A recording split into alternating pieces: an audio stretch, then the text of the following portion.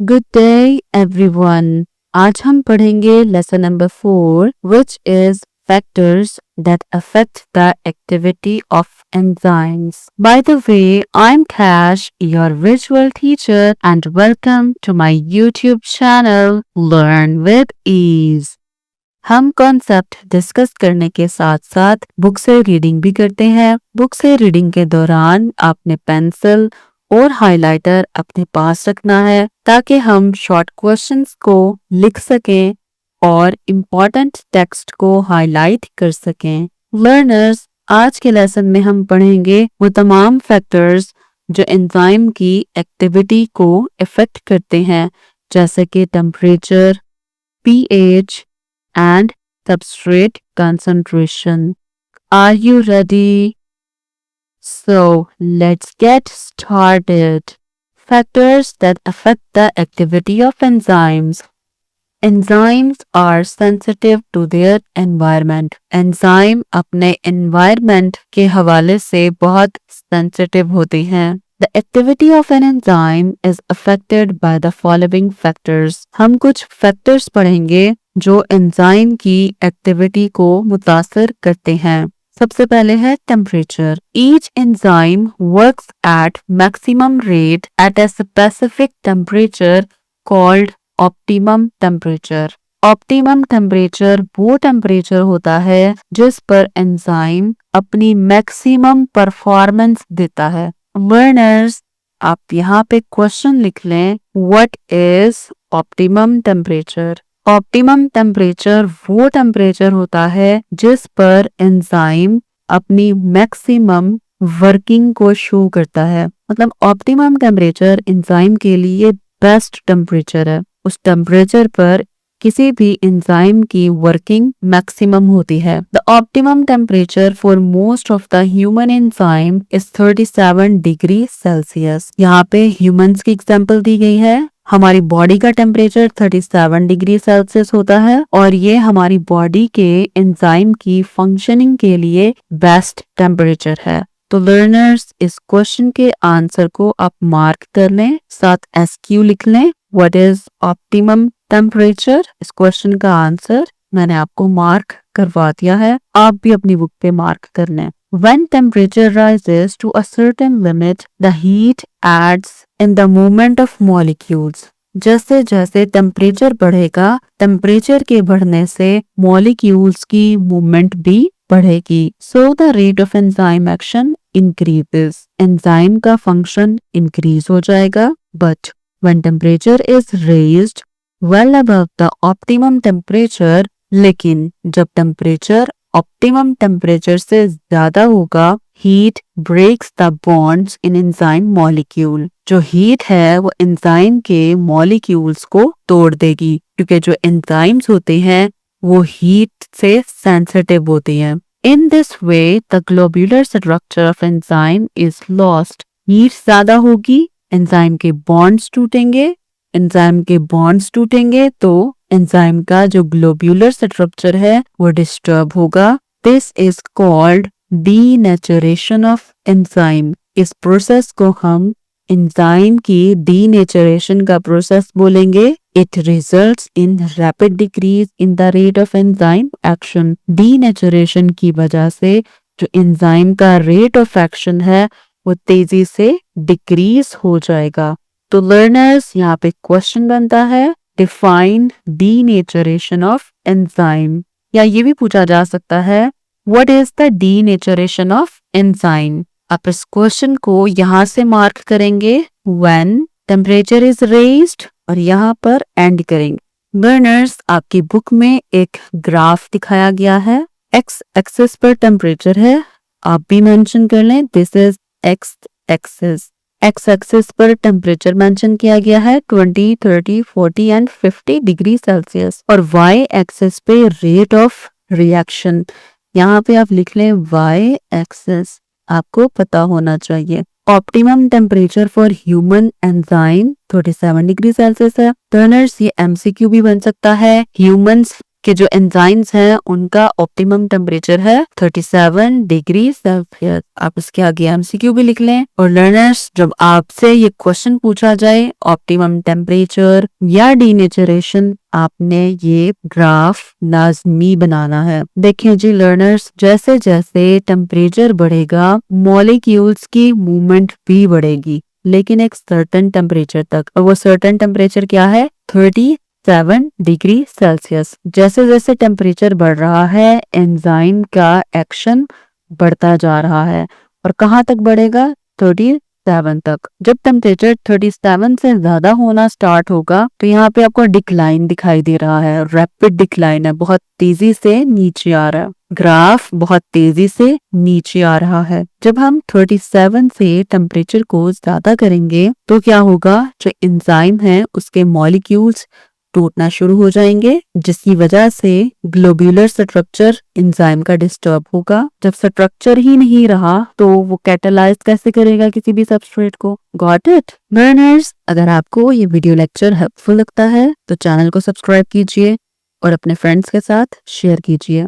The next one is pH। Learners, अब एक बात नोटिस करें, pH को लिखने का अंदाज यूनिक है। P स्मॉल लेटर से लिखा जाता है एंड H कैपिटल लिखा जाता है। तो लर्नर्स, जब भी आपने pH लिखना है आप इसी तरह लिखेंगे। Enzymes are sensitive to hydrogen ion concentration of the fluid in which they work। जिस फ्लूइड में एंजाइम्स काम कर रहे होते हैं, अगर उस फ्लूइड में हाइड्रोजन आयन कंसंट्रेशन डिस्टर्ब हो जाए तो एंजाइम की एक्टिविटी इफेक्ट होगी। Got it learners? इस बात को हम कुछ यूं समझते हैं। लर्नर्स, जब से हमने ये चैप्टर स्टार्ट किया है हम ऑलमोस्ट हर लेक्चर में पढ़ते आ रहे हैं एंजाइम्स और प्रोटीन्स। ये बातें आप भी अपनी बुक पर ही नोट करते जाएं। हम ये भी जानते हैं जो प्रोटीन्स होती हैं वो अमाइनो एसिड्स से मिलकर बनी होती हैं। गॉट इट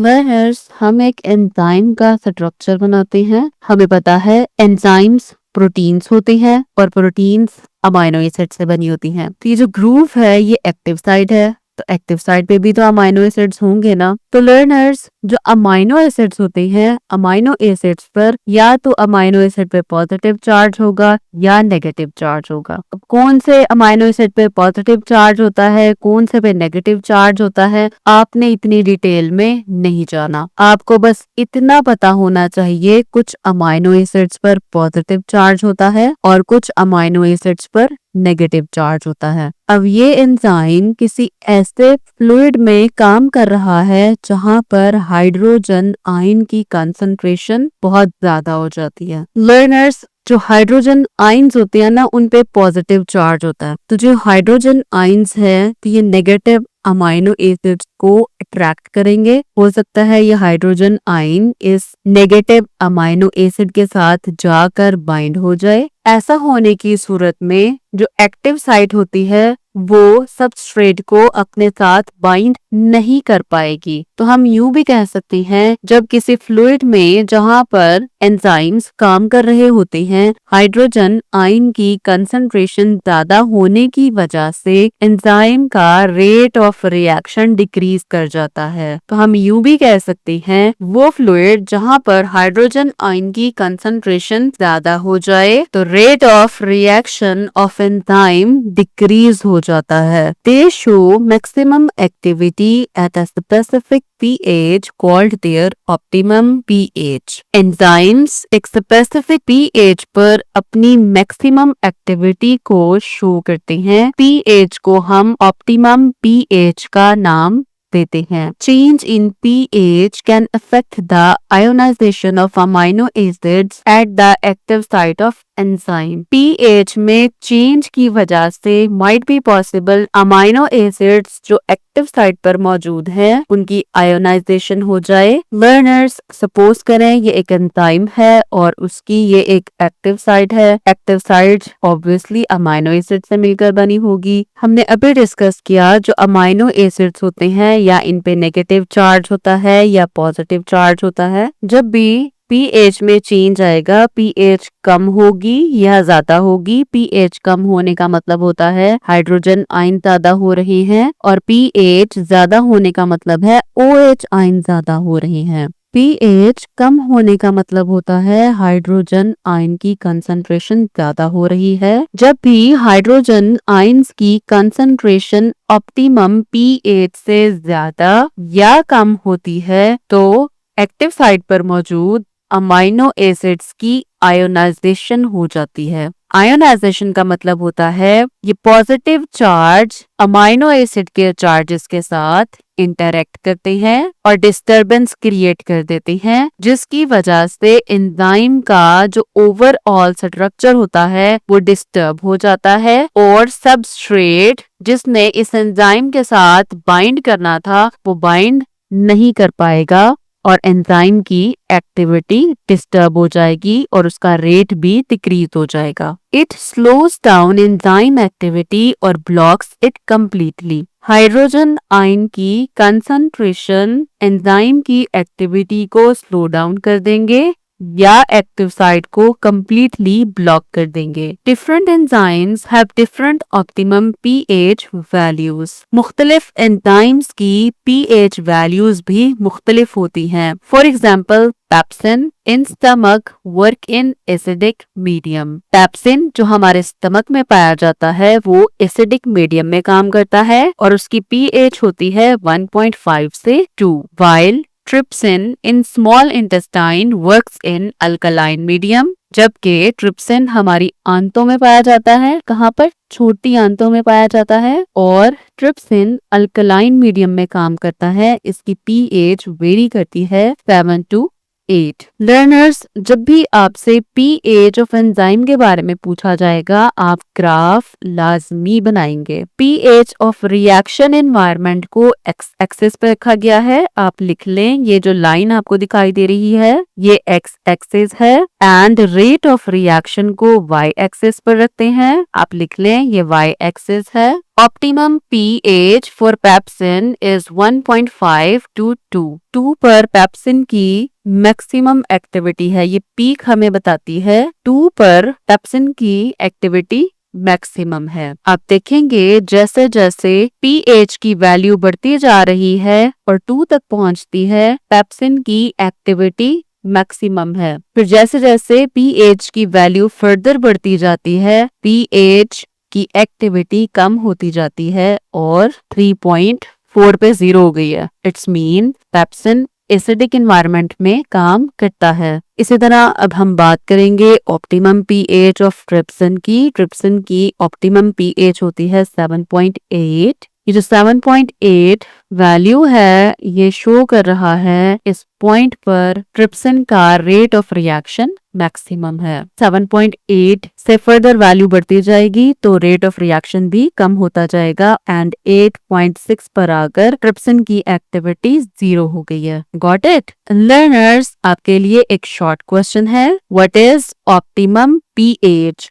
आप इस क्वेश्चन के आंसर में ये पूरा पैराग्राफ लिखेंगे। आप हाइड्रोजन कंसंट्रेशन का जिक्र जरूर करेंगे, आप मार्क कर लें SQ। और लर्नर्स, आप ये ग्राफ जरूर बनाएंगे, ये इम्पोर्टेंट है। चाहे ये 2 नंबर के ही सवाल में आपसे क्यों ना पूछा जाए, जब तक आप डायग्राम नहीं बनाएंगे आप पूरे मार्क्स गेन नहीं कर सकते। लर्नर्स, इस टॉपिक से रिलेटेड MCQ फाइल का PDF लिंक डिस्क्रिप्शन में मौजूद है, लिंक को क्लिक करें और PDF फाइल फ्री में हासिल करें। The next one is substrate concentration. An increase in substrate concentration increases the rate of reaction. जब हम substrate की concentration को ज्यादा करेंगे तो हमारा rate of reaction भी ज्यादा होगा। At high concentration, all active sites of the enzyme are occupied. जब substrate की concentration को हमने बहुत ज्यादा कर दिया है तो हमारे जितने भी enzymes हैं उनकी active site occupy हो गई है।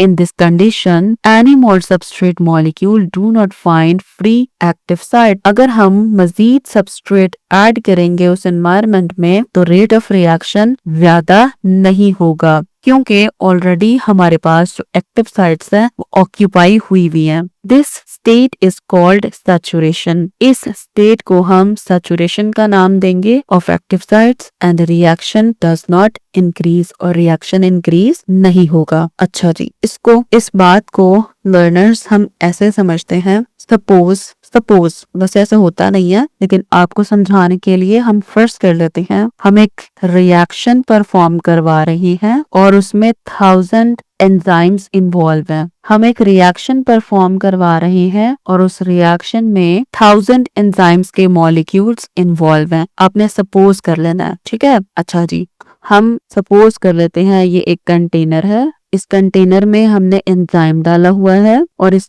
कंटेनर में एंजाइम के 1000 मॉलिक्यूल्स हैं। ठीक, हम सपोज कर लेते हैं हम सबस्ट्रेट के 200 मॉलिक्यूल्स डालती हैं फर्स्ट अटेम्प्ट में। Got it. फिर फर्दर हम इसके अंदर नेक्स्ट एपिसोड में हम डालते हैं 500 मॉलिक्यूल्स डालते हैं सबस्ट्रेट के। हम जब अमाउंट को ज्यादा करेंगे 200 से 500 तो हमारा रेट ऑफ रिएक्शन इंक्रीज होगा। अभी भी 300 एंजाइम्स जो है वो हमारे पास बचे हुए हैं जिनकी एक्टिव साइट्स फ्री हैं। फिर हम क्या करते हैं नेक्स्ट स्टेप में, फिर से हम यहाँ पे डालते हैं जी 500 सबस्ट्रेट मॉलिक्यूल्स डालते हैं। अब कितने हो गए 200, 500 एंड 500 1200 मॉलिक्यूल्स सबस्ट्रेट के। इस लेवल पे भी जाके जो रेट ऑफ रिएक्शन है वो इंक्रीज होगा। लेकिन इसके बाद जब हम फर्दर 500 मॉलिक्यूल्स डालेंगे सबस्ट्रेट के, अब रेट ऑफ रिएक्शन तेज नहीं होगा। फिर हम 1000 मॉलिक्यूल्स डालते हैं सबस्ट्रेट के इसके अंदर, लेकिन अभी भी रेट ऑफ रिएक्शन इंक्रीज नहीं होगा। क्यों नहीं होगा? टोटल एंजाइम कितनी है 1000। ठीक है, इस लेवल पे आके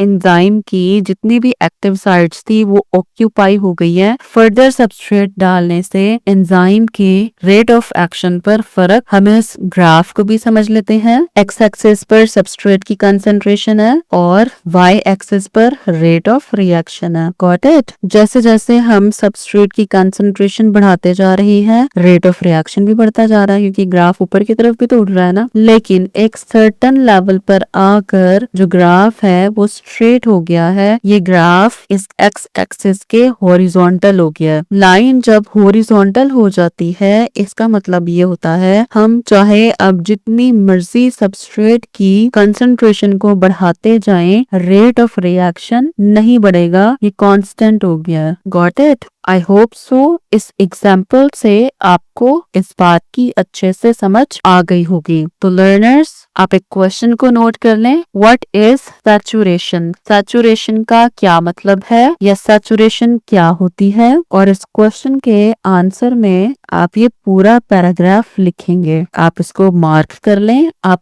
क्वेश्चन भी इधर ही लिख लें। और लर्नर्स, ये जो factors affect the activity of enzyme है, ये क्वेश्चन आपको लॉन्ग क्वेश्चन के तौर पर भी पूछा जा सकता है और आप इसमें तीनों फैक्टर्स का जिक्र करेंगे, temperature, pH and substrate concentration. और आप इन ग्राफ्स को भी बनाएंगे जो आपकी बुक में बने हुए हैं। बायोलॉजी में डायग्राम मस्ट होती है, एग्जाम्पल भी और डायग्राम भी। तो लर्नर्स, नेक्स्ट लेसन में हम इस चैप्टर का लास्ट टॉपिक पढ़ेंगे, which is enzyme inhibitors. Good luck everyone.